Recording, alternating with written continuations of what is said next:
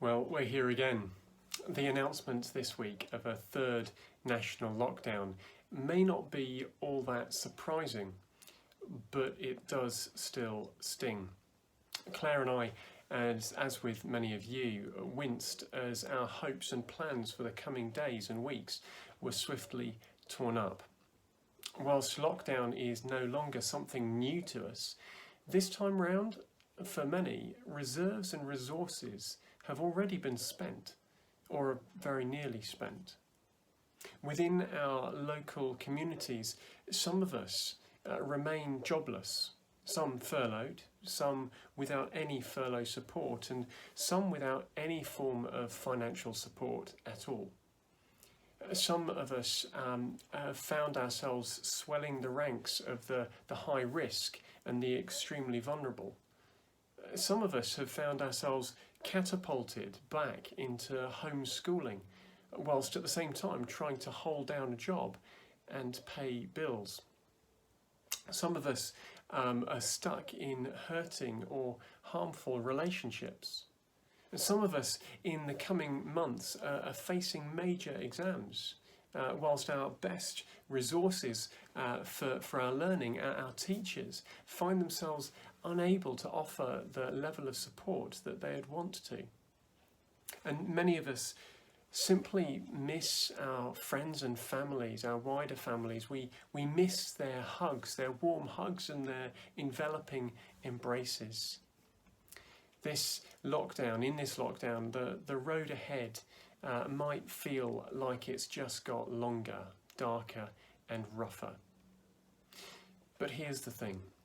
The Lord, the God made known to us in the pages of the Bible, and the God made known in our own lives and experiences by His Spirit, is still with us. On the longer road, the Lord is still our strength. On the darker road, the Lord is still our light.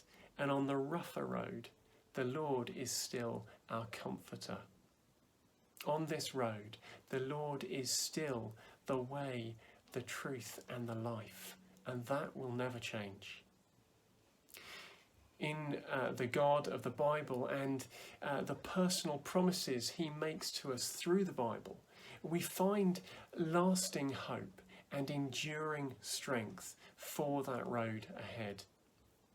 Take Isaiah, for example. In Isaiah chapter 40, the end of the chapter, we're encouraged that all who put their hope in the Lord will renew their strength. They'll soar on wings like eagles. They'll run and not grow weary. They'll walk and not be faint. We're reminded in 1 John chapter 4 that perfect love drives out fear. And in Philippians chapter 4, that God's perfect peace, the peace of God, which transcends all understanding, will guard your hearts and minds in Christ Jesus. And we can declare with the psalmist's confidence from Psalm chapter 3 that you, Lord, are a shield around me. My glory, the one who lifts my head high. I call out to the Lord, and He answers me from His holy mountain. I lie down and sleep, and I wake up because the Lord sustains me. This is the God who's watching out for you. This is the God who's watching over you. This is the God who came home to you this Christmas. This is the God who was and who is to come, who will always be, no matter what. So can I encourage you, especially over the next 7 weeks or so of this lockdown, to fill your mind with the promises of that God, to flood your soul with His presence. Actively and intentionally spend time with God. What we had talked about in the autumn about slowing down and spending time with God, seeking solitude, silence, Sabbath rest in His presence, slowing down to be with Him. And as you do that, pray Do pray for yourself.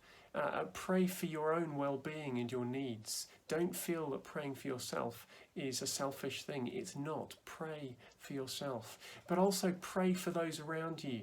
Pray for those known to you and those unknown to you. Perhaps especially those who work in healthcare and in education. Pray too for those who lead us, and those who seek to do the best that they can with what they've got. And in the coming days and weeks, as you seek God and soak in his presence, may you know the peace he brings, the hope he offers, and the life he gives.